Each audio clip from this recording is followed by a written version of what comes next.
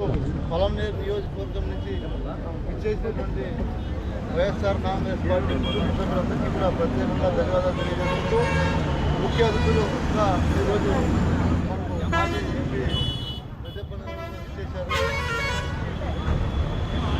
నిన్నటి దినాన మనం చూసాం, మన వైఎస్ఆర్ కాంగ్రెస్ పార్టీలో ఉన్నటువంటి ఎంపీ మిథున్ రెడ్డి గారిని అక్రమంగా అరెస్ట్ చేయడం రాష్ట్ర వ్యాప్తంగా ఒక సంచలనాన్ని సృష్టించి, ఏదైతే వైఎస్ఆర్ కాంగ్రెస్ పార్టీకి పిల్లర్లుగా ఉంటున్నారో, అంటే పెద్దిరెడ్డి రామచంద్రారెడ్డి గారి కుటుంబం వైఎస్ఆర్ కాంగ్రెస్ పార్టీకి తోడు నీడ, అదేవిధంగా వైఎస్ఆర్ కాంగ్రెస్ పార్టీలో ఉన్నటువంటి సభ్యులందరికీ కూడా అండగా ఉండటం, ఇది ఎవరు ఒప్పుకున్నా ఒప్పుకోకపోయినా వాస్తవం. వాళ్ళని రాజకీయంగా ఎదుర్కోలేక దాదాపు 14 నెలలు ఈ తెలుగుదేశం పార్టీ కూటమి పరిపాలనలో మనం చూస్తే, ఈ 14 నెలల్లో వాళ్ళు ఇచ్చినటువంటి హామీలన్నీ కూడా తుంగలో తొక్కి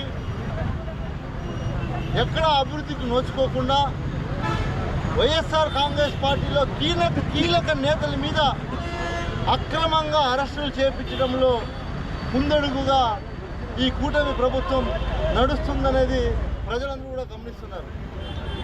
మేము ఈరోజు కూటమి ప్రభుత్వాన్ని సూటిగా ప్రశ్నిస్తున్నాం.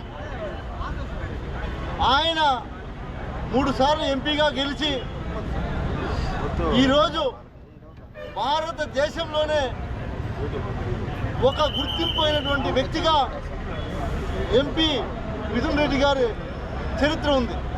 అలాంటి వ్యక్తి మీద కూటమి ప్రభుత్వం అక్రమంగా, అన్యాయంగా ఎవరో ఏదో చెప్పారని, ఎవరో ఏదో వాంగ్మూలం ఇచ్చారని, ఎక్కడా కూడా ఆధారాలు లేకుండా, ముఖ్యంగా గమనించాల్సిన విషయం ఏంటంటే, మిథున్ రెడ్డి గారిని ఎవరైతే ఈ కేసుకు సంబంధించిన అధికారులు ఇప్పటికే విచారించారు, విచారణకు ఆయన హాజరవటం మనం అందరూ కూడా గమనించాం. గతంలో కూడా విచారించారు. ఆయన ఒకటే చెప్పాడు, విచారణకు వెళ్ళి వచ్చిన తర్వాత కూడా మీరు ఎప్పుడు పిలిచినా నేను మీకు అందుబాటులో ఉంటా, విచారణకు నేను ఖచ్చితంగా సహకరిస్తానని చెప్పడం జరిగింది. అయినా సరే అనేక రకాలుగా అధికారులను అడ్డం పెట్టుకొని, వేధించి అధికారులను అడ్డం పెట్టుకొని ఎలాగైనా సరే లిక్కర్ స్కామ్లో చంద్రబాబు నాయుడు గారు ఉన్నటువంటి జైలు, రాజమండ్రి జైలుకి మిథున్ రెడ్డి గారిని ఎలాగైనా సరే పంపించాలని ఈరోజు ఈ కూటమి ప్రభుత్వం సభ్యులు కావాలనే, మీరు గమనిస్తే రాజమండ్రి జైల్లో ఈరోజు ఉంచారు మిథున్ రెడ్డి గారిని. మీరందరూ కూడా గమనించండి.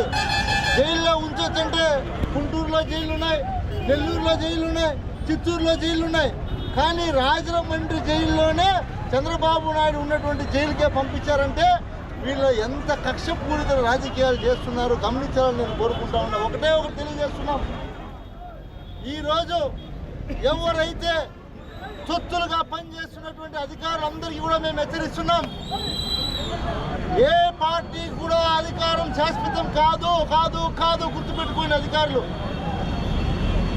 వీళ్ళు లేని కేసుల్ని అధికారులను అడ్డు పెట్టుకొని వైఎస్ఆర్ కాంగ్రెస్ పార్టీలో ఉన్నటువంటి కీలక నేతల మీద కేసులు పెట్టి జైలుకు పంపించాలనే ఆలోచనలో ఎవరైతే ఉంటున్నారో, ఆ పార్టీలో ఉన్నటువంటి నేతలు కావచ్చు, అధికారులు కావచ్చు, సహకరించినటువంటి అధికారులు అందరూ కూడా రాబోయే రోజుల్లో మూల్యం చెల్లించుకోక తప్పదు, గుర్తుపెట్టుకోండి. ఎందుకు ఈ మాట చెప్తున్నామంటే, గడిచిన మా ప్రభుత్వం 5 సంవత్సరాల్లో జగన్మోహన్ రెడ్డి గారు ప్రజలకు ఇచ్చినటువంటి హామీలన్నీ కూడా తూచా తప్పకుండా నెరవేర్చి, ఈరోజు మీరు కేవలం ఒక ఈవీఎం ద్వారా ఈవీఎంలు మేనేజ్ చేసి ఈ కూటమి ప్రభుత్వం అధికారంలోకి వచ్చింది అని దేశవ్యాప్తంగా చర్చలు జరుగుతున్నాయి. దీంట్లో ఎవరెవరు ఇన్వాల్వ్ అయ్యారు, దీంట్లో ఎంతమంది అధికారులు ఇన్వాల్వ్ అయ్యారు, ఇవన్నీ కూడా కాకుండా ప్రస్తుతానికి బయటకు రాకపోవచ్చు. లేట్గానైనా సరే లోతుగా దర్యాప్తులు జరిపి ఎవరెవరు దీంట్లో ఏమేమి చేశారో అన్నీ కూడా నిజ నిజాలు బయటకు వస్తాయి.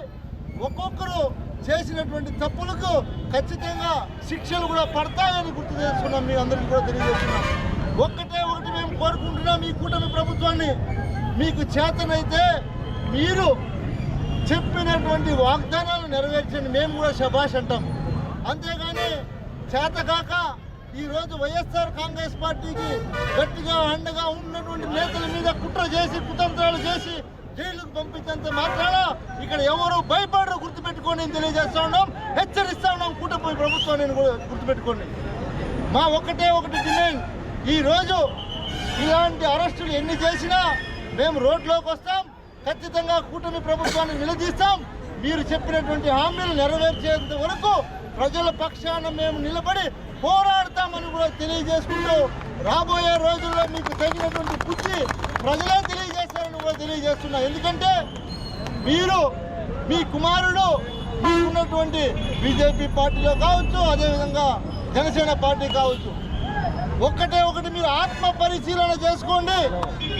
ఎందుకంటే ఇవన్నీ కూడా ఎన్నికల్లో జగన్మోహన్ రెడ్డి గారు ఆ రోజు ఎన్ని పథకాలు ఇస్తున్నారో వాటికన్నా రెట్టింపు ఇస్తాం, సంపద సృష్టిస్తాం. ఒక్క పథకం కూడా ఆగదు, వాలంటీర్ వ్యవస్థ ఆగదు, ఆ వ్యవస్థ కూడా 10,000 జీతం ఇస్తామని ప్రతి ఒక్కరిని మోసం చేసినటువంటి చరిత్ర మీది గుర్తుపెట్టుకోండి. మీరు ఇవన్నీ చేసి మాయ మాటలు చెప్పి జగన్మోహన్ రెడ్డి గారు ఏదో చేసేశారని మీ బూటకపు మాటలు మీ మీడియాలో చూపించినంత మాత్రాన ప్రజలు ఎవరు కూడా నమ్మరు. ఎందుకంటే జగన్మోహన్ రెడ్డి గారు 5 సంవత్సరాల పరిపాలన ఏదైనా నష్టపోయాము కష్టపడ్డాము అంటే అది ఒక్క వైఎస్ఆర్ కాంగ్రెస్ పార్టీలో ఉన్నటువంటి కుటుంబ సభ్యులు నష్టపోయారు, కష్టపడ్డారు. అదేవిధంగా నేను తెలియజేస్తున్నా, ఈరోజు తెలుగుదేశంలో ఉన్నటువంటి ప్రతి ఒక్కరు కూడా ఆనాడు మా ప్రభుత్వంలో లబ్ధి పొందారు. మేము ఈరోజు కాళ్ళ ఎగరేసుకొని తిరిగే దమ్ముంది మాకు. మీరు 14 నెలల పరిపాలన గ్రామాల్లోకి వెళ్ళండి, గ్రామాల్లోకి వెళ్తే మీ సంగతి ఏమో ప్రజలు తెలుస్తారని కూడా నేను తెలియజేస్తా ఉన్నాను. కాబట్టి ఇలాంటి ప్రయత్నాలు మానుకొని ప్రజలకు ఇచ్చినటువంటి వాగ్దానాల మీద మీరు దృష్టి పెట్టి ప్రజలకు సేవ చేసే విధంగా మీరు నడుచుకోవాలని ఆ భగవంతుడు మీకు ఇంకనైనా మంచి బుద్ధి ఇచ్చి మారి ప్రజలకు మంచి చేయాల్సిందిగా కోరుకుంటూ మరొకసారి ఇచ్చేసినటువంటి మీడియా సోదరులందరికీ కూడా పేరు పేరున ధన్యవాదాలు తెలియజేసుకుంటూ సెలవు తీసుకుంటాం.